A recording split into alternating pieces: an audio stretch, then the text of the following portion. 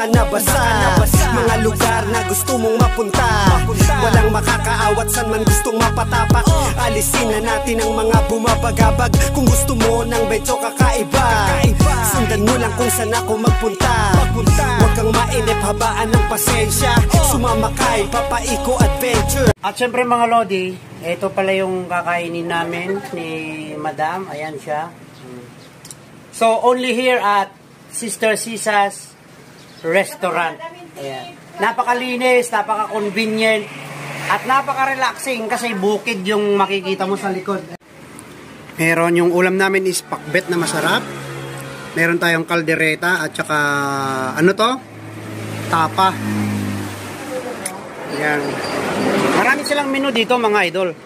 Marami kang pagpipilian na masasarap. Ayan, yan. Lutong Ilocano, kahit kanino, pwede rin naman. Hindi lang naman Ilocano ang kakain yan unless na gusto mo.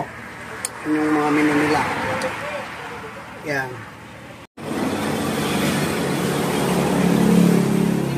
Okay guys, dapat sa mainit na panahon maghalo-halo tayo. At ito po ang manager, owner ng ating Mama Sisa's Eatery. Ayan, restaurant. O, diba? Bahay Kubo Sanayon. Bahay Kubo Sanayon.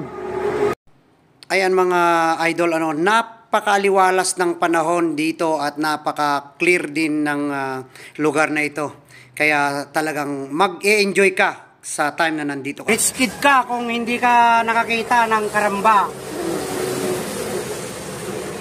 Naglamiis.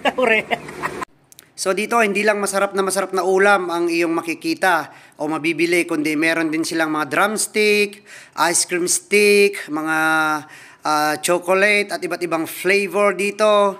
Meron din silang mga box of ice cream, kaya halos lahat ng pang-refreshment nandito na.